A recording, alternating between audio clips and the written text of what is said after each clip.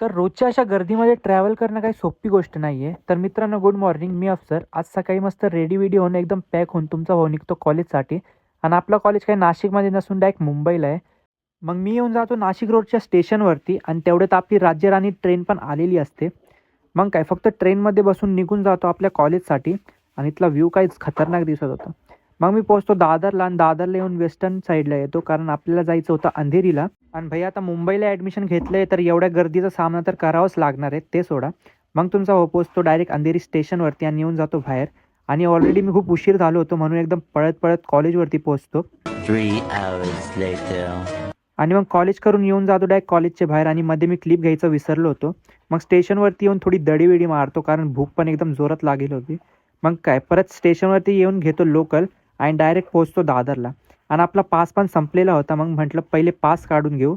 मग ऑफिसमध्ये येऊन डायरेक्ट पहिले पास काढतो आणि मग निघतो आपल्या ट्रेनजवळ. आणि आज पहिल्यांदाच असं झालं होतं का ट्रेन पूर्णची पूर्ण खाली होती. आणि खरं तर मला कॉलेजपेक्षा जास्त टेन्शन हे डेलीच्या अपडाऊनमुळे येतं. पण आता काय करणार आहे, मला जास्त खाज होती जे नाशिकचे कॉलेज सोडून मुंबईला ॲडमिशन घेतलं. आता भोगतोय मी, ते सोडा. मग मी पोहोचतो नाशिकच्या स्टेशनवरती आणि तेवढ्यात पप्पा घ्यायला आलेले होते. मग पप्पासोबत निघतो डायरेक्ट घरी.